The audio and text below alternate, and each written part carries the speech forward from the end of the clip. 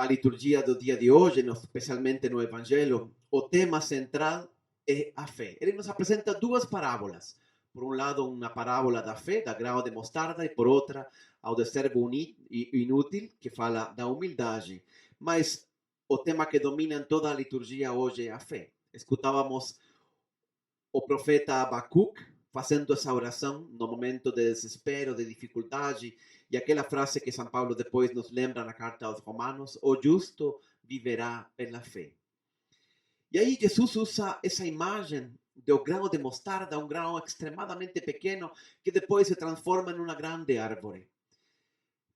De fato, a palavra em grego, quando do evangelho original, não é amoreira, sino sicômoro, que é uma árvore muito grande. Inclusive, em um livro dos judeus que usam os rabinos para comentar as escrituras, que se chama a Mishnah, ele tem um texto e uns conselhos e dicas sobre como plantar um sicômoro. E aí ele diz que jamais você deve plantar um sicômoro a menos de 12 metros da cisterna, porque senão as raízes vão crescer e vão estragar a cisterna. Ou seja, estamos falando de uma árvore muito grande. Se ainda hoje é difícil transplantar uma árvore e tirar todas as raízes, imagina uma árvore desse tamanho e naquela época. Mais ainda, para plantar no mar.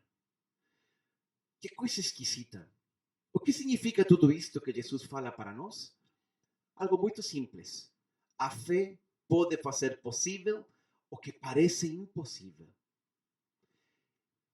E esta é uma ideia muito querida por São Paulo também. Escutamos na carta a Timóteo, não? Fala São Paulo aí del poder de Deus. Para São Paulo sempre existe um grande poder em Deus que não apenas é capaz de transplantar uma amoreira, um sicômoro, mas é capaz de mover montanhas, como fala o próprio, acho que Mateus, quando comenta este mesmo texto, não fala de uma amoreira, sino de uma montanha que podíamos lançar no mar. Mas esse poder de Deus é imenso, é infinito, e nós podemos alcançar ele através da fé. Nós podemos libertar esse poder para nós através da fé. Essa é uma das grandes convicções que tem São Paulo. E ele insiste uma e outra vez nesse poder da ressurreição de Cristo que pode mover montanhas. Muitas vezes escutamos Jesus dar a outra face, ser pobres e humildes, não responder a quem nos provoca, etc, etc. Mas não para ficar passivos, ao contrário, é para pedir a Deus que faça justiça.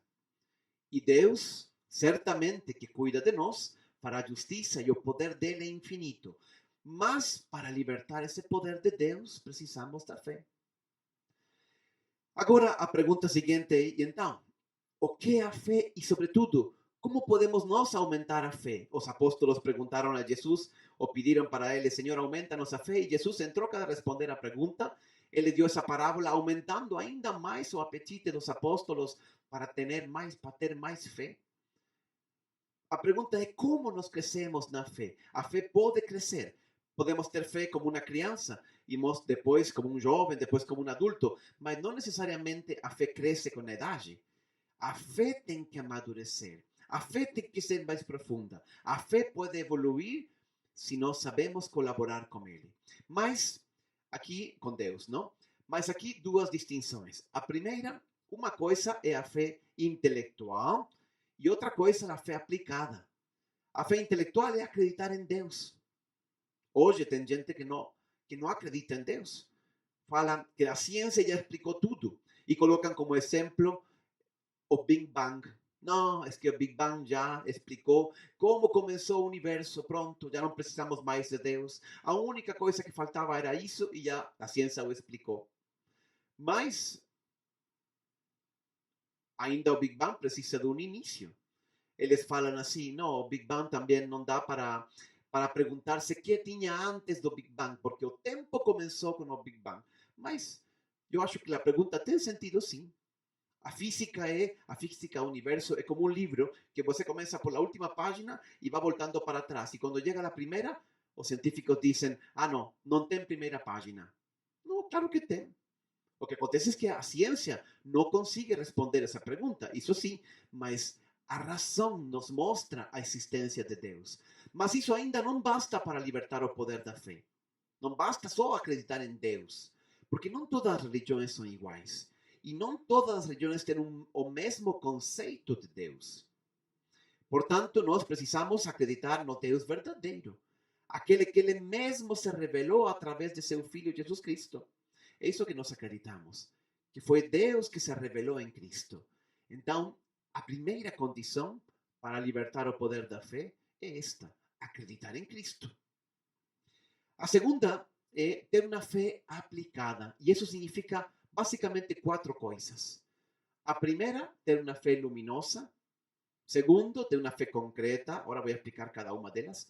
Em terceiro lugar, ter uma fé confiante. E em quarto lugar, ter uma fé perseverante. Se nós vivemos estas quatro características da fé, você pouco a pouco vai crescer, vai amadurecer a sua fé e você vai fazer algo incrível. E é libertar o poder de Deus na sua vida através dessa fé. Mas então, primeiro tem que ser uma fé luminosa. O que significa isto? Significa que a minha fé deve iluminar toda a minha vida. Eu encontro muitas pessoas que às vezes encontram dificuldades até pequenas. Uma doença, às vezes nem tão pequena, uma doença, um problema econômico, um problema com familiares, de relacionamento com amigos, com familiares, etc. Já, o mundo acabou. Onde está Deus? Como Deus permite que aconteça isso na minha vida? Eu que sempre fui uma boa pessoa. Então, a fé luminosa me permite iluminar as coisas, as circunstâncias que acontecem na minha vida, desde a perspectiva da fé. Quando eu enxergo a vida desde a perspectiva da fé, as circunstâncias não são apenas circunstâncias, são providências. É a mão de Deus que está atuando detrás disso. Quando acontece uma desgraça na minha vida, eu não fico me perguntando uma e outra vez por quê, mas eu penso, para quê? O que Deus está fazendo com este sofrimento, com esta provação? Porque eu já não enxergo as coisas apenas desde um ponto de vista humano. Eu começo a enxergar as coisas desde a perspectiva da fé. Quem fez isso de um jeito extraordinário foi José. José não era esposo de Maria, José de Egito. Vendido por seus irmãos como escravo. Foi a parar a Egito. Aí foi traído pela mulher de seu amo, acabou na cadeia. Aconteceu de tudo. E ao final de toda a sua vida, quando ele encontra seus irmãos, em troca de dizer, vocês são uns desgraçados todos na prisão, ele fala, não, Deus me enviou diante de vocês para preparar o caminho para a minha família. Olha que coisa incrível. Ele tinha sido vendido como escravo, traído, abandonado, tudo. E ele interpreta tudo isso desde a fé e fala, Deus me enviou diante de vocês para preparar o caminho. Isso significa enxergar as coisas não desde um ponto de vista humano, mas desde um ponto de vista de fé. Isso significa ter uma fé luminosa. Uma fé luminosa é como o sol. O sol sempre vê a face luminosa das coisas, não a face negativa, a face oscura das coisas, das circunstâncias da vida. Em segundo lugar, falei que tem que ser uma fé concreta. Isto também é importante. A fé não basta ser apenas sentimentos, ou intenções, ou rezos, ou missas, ou novenas. A fé, saindo por essa porta, tem que se traduzir em obras concretas. Si ven a señora o un señor aí que reza todas as novenas a San Policarpo e a todos os santos que encontra, mas que depois sai para essa porta e começa a criticar a todo mundo, não é direito em suas coisas, mente, trabalha em um lugar onde as coisas fazem aí caixa dois e quem sabe quanta coisa, então essa fé não vale nada. Essa fé não vale nada. Você nunca vai aproximar-se a Deus e essas orações, por mais tempo que você dedique, não vão transformar a sua vida. A fé tem que se traduzir em obras concretas. E cada vez que nós saímos da Santa Missa, temos que levar um propósito e tentar que nossa vida seja um pouco mais ao modelo do Evangelho. Jesus falava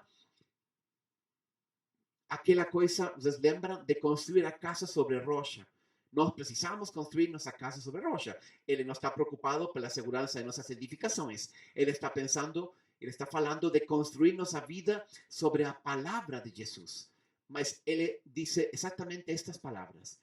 Quem escuta minhas palavras e las põe em obra, é como aquele que construiu a casa sobre rocha. Ou seja, não basta escutar a palavra, por muito que você venha à missa, tem que escutar a palavra e colocá-lo em obras. Isso é construir sobre rocha. E para isso nós precisamos uma fé concreta, uma fé que se traduz em obras concretas. Em terceiro lugar, nós precisamos de uma fé confiante. Aqui a coisa começa a ficar um pouco mais difícil. Não é apenas a fé intelectual de crer em Deus, mas a fé que às vezes nos exige deixar uma segurança para seguir a vontade de Deus, mesmo sem ter seguranças.